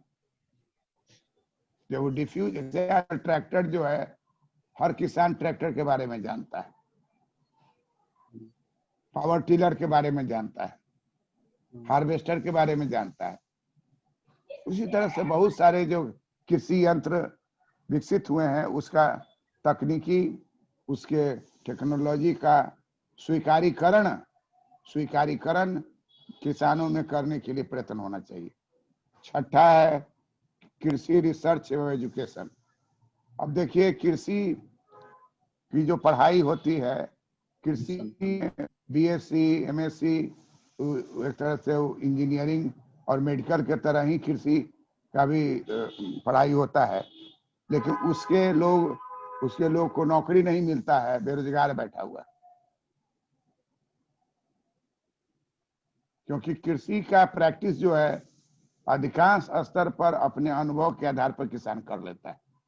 उसको लगता है कि हमको जरूरत नहीं है किसी एक्सपर्ट का, लेकिन सही नहीं है। एक्सपर्ट जब आवेगा तब आपका सॉइल टेस्टिंग करेगा, सीड का टेस्टिंग करेगा, टाइम ऑफ देखेगा, इस चीज करेगा तो आपको इरिटेशन होगा क्योंकि आप अपना मनमाना करते थे। तो मनमाना करते थे तो जनरल फार्मिंग था, लेकिन जब टेक्नोलॉजिकल फार्मिंग आप कीजिएगा, टेक्निकल एडॉप्शन फार्मिंग कीजिएगा, सारा चीज समय के अनुसार होगा और तब कटनी जब होगा तब आपका फसल 4 गुना बढ़ जाएगा। इंटेलेक्चुअल प्रॉपर्टी राइट्स रेजिम कि किसी चीज का आविष्कार अगर हमारे यहाँ हुआ है, शुरुआत हमारे यहाँ हुआ है, तो उसका पेटेंट कराना चाहिए और पेटेंट करा के उस पर कोई दूसरा लाभ नहीं ले, हम लोग किसान को लाभ भी ले। तीसरा कैटेगरी है हम लोगों का डिस्कशन जो कर रहे हैं उसका तीसरा कैटेगरी है problem of water under agricultural reform. कहा क्या और सबसे महत्वपूर्ण है कि फसल का चयन कीजिए। हर आदमी गेहूं उपजावेगा, हर आदमी धान ही उपजावेगा, तो उत्पादन भी कम होगा और ये लाभकारी नहीं होगा। देखिए कि क्रॉप सब्स्टिट्यूशन आजकल पंजाब में भी हो रहा है, महाराष्ट्र में भी हो रहा है, कर्नाटक में भी हो रहा है। क्रॉप सब्स्टिट्यूशन किया जा रहा है जो वाटर के और सॉइल टेस्टिंग के आधार पर है और काफी सफल हो रहा है। लंबे रेशे वाला कपास का उत्पादन जो है, पहले कपास का उत्पादन होता था मध्य प्रदेश में बहुत ज्यादा, कपास का उत्पादन अब पंजाब की ओर होना शुरू हो गया। लुधियाना में बहुत सारे किसान गेहूं का उत्पादन कम करके खेत में address gaps in public irrigation system. पहले क्या था फर्स्ट 5 ईयर प्लान में, आप देखिएगा फर्स्ट 5 ईयर प्लान में बहुत हेवी खर्च किया गया और उसमें हीराकुंड योजना, रेहान योजना, ये दामोदर जिस तरह से पंजाब दामोदर घाटी योजना पंजाब वाला जिस तरह से सफल हुआ, हम हर राज्य में एक एक ऐसा डेवलप हो जाए कि इरिगेशन का प्रॉब्लम दूर हो जाए। कि आज तक वो सफल नहीं हो पाया और धीरे धीरे अब उससे लोग नहीं चाहता है, क्योंकि बहुत इन्वायरमेंटलिस्ट सब उसका अपोज करता है। गांव में पॉलिटिक्स हो गया है, किसान अपोज करता है, कहता है कि पहले हमारा सेटलमेंट कराइए तब आप पानी का यहाँ जल जमाव कीजिए। तो ये सब पर ठीक से इसको सिस्टम करना होगा और सरकार को अपना हाथ नहीं खींचना है।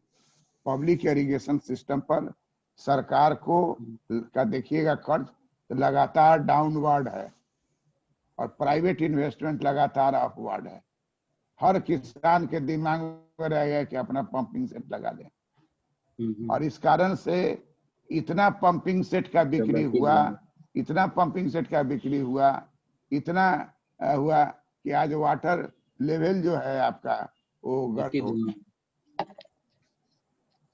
और सारा पानी जो है प्राइवेट सेक्टर से प्राप्त किया जा रहा है। तो पैसा भी इन्वेस्ट हो गया और प्रॉपर प्लानिंग नहीं हुआ। तो प्रॉपर प्लानिंग होने पर आजकल क्या हो गया है, प्लास्टिक का पाइप के द्वारा पानी एक जगह से दूसरे जगह पहुंचाने का काम किया जाता है। पानी का वेस्टेज भी नहीं होता। हमारे यहाँ इतना वेस्टेज होता है कि अगर आप कोई वीडियो देखिए इरिगेशन का इजराइल में, तो एक पौधा के सामने में एक छोटा सा छेद है पाइप में, वहीं से पानी टप टप टप टप ड्रिप ड्रिप ड्रिप हो रहा है और टप टप गिर रहा है और खेत का फसल देखिए काफी अच्छा फसल होता है। पानी एकदम बर्बाद नहीं होता है। हमारे यहाँ पानी की बर्बादी बहुत ज्यादा है। अब पंपिंग सेट लगा लिए, पानी दिए जा रहे हैं, जरूरत है कि नहीं है, ये सब पर साइंटिफिक रूप से इस पर काम करना होगा। तो इस प्रकार आपका 5 + 7 + 2 यही है नीति जिस पर चलने पर भारत में कृषि सुधार होगा। भारत के कृषि सुधार को 3 भागों में बांटा गया, कृषि विपणन, कृषि इनपुट और वाटर। और इसी को टाइम आधारित कर देंगे तो पॉइंट 11 + 3 हो जाएगा। 3 हो जाएगा इमीडिएट, कि इमीडिएट मोनोपोली को खत्म कीजिए। दूसरा क्या है इमीडिएट वाला में, cash transfer, direct cash transfer. और तीसरा फसल बीमा योजना का इम्प्रूवमेंट के लिए है। प्रधानमंत्री फसल बीमा योजना के लिए, प्रधानमंत्री फसल बीमा योजना जिसको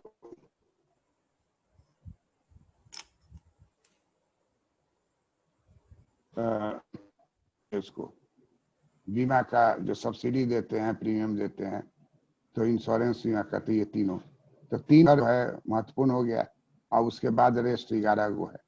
यहाँ है 7, 8, 5, 14, 11, 3। नेक्स्ट आपका होमवर्क है कि 14 पॉइंट हिंदी में या अंग्रेजी में आपको नेक्स्ट डे सुनाना है। That's all sir. हाँ सर, इस तरह का सर एक रिक्वेस्ट था सर, ये भूमि सुधार और भूमि अधिग्रहण से ओरिएंटेड सर कुछ मटेरियल कि सर इससे बहुत अच्छा बाउंड्री बन जाता है। इसके बाद भूमि सुधार जब करेंगे तो भूमि सुधार पर बोलेंगे, लेकिन भूमि सुधार जो है उसमें भी आपको ये सब मदद करेगा। ये 14 पॉइंट अपने अस्त्र में रखिए। फिर भूमि अधिग्रहण है, उस पर भी आपको बोलेंगे, इसको बोला जाता है लैंड रिफॉर्म। सब चीज पढ़ावेंगे ना भाई, 1 by 1 होगा, है ना। और उसमें सहयोग कीजिए, पॉइंट कम से कम याद करके। हाँ हाँ सर, पॉइंट को याद करके लाना है होमवर्क।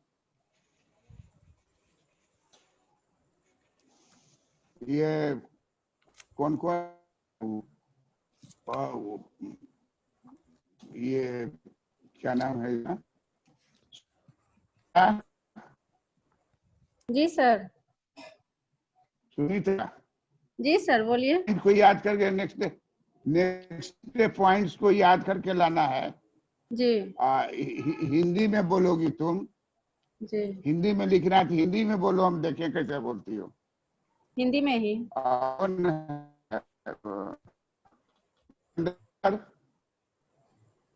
आवाज कट कट जा रही है।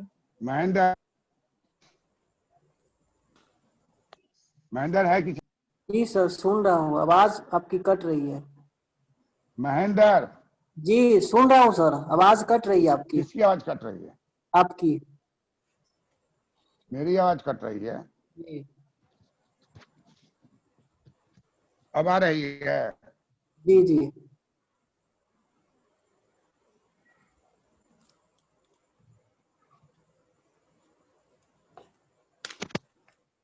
तो इसके हिंदी और अंग्रेजी में जिसमें भी आपको मन करे पॉइंट को याद करके लाना है। हरि गोविंद चौहान,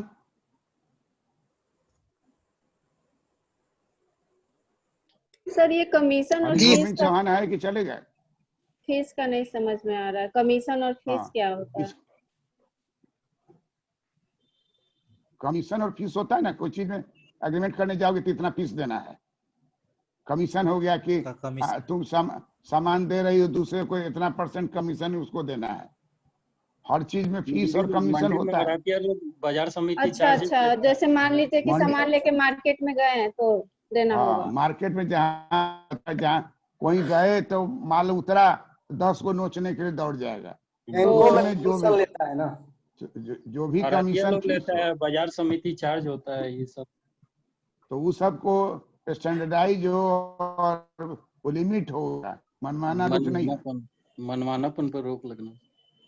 नवनीत, हाँ सर जी। इसका पॉइंट याद करके लाना है, ज्यादा नहीं डिटेल में, खाली सिंपल पॉइंट याद हो जाए तो इससे भी बहुत काम चल जाएगा। जी सर। और इतना हर हाल में हॉल में लिखना ही है आपको, क्या कुछ पूछे कृषि पर सुधार पूछेगा कि बर्बादी पूछेगा? क्या पूछेगा? सुधार के बारे में। बर्बादी पूछेगा, अकाल पूछेगा। वो हिस्ट्री में पूछता है कि कृषि में अकाल क्यों पड़ा, सुखाड़। लेकिन अभी वो बात नहीं है, अभी आपको कृषि में सुधार कैसे हो। ठीक है जी। Okay, thank you. प्रणाम सर। प्रणाम sir. Good night. Good night.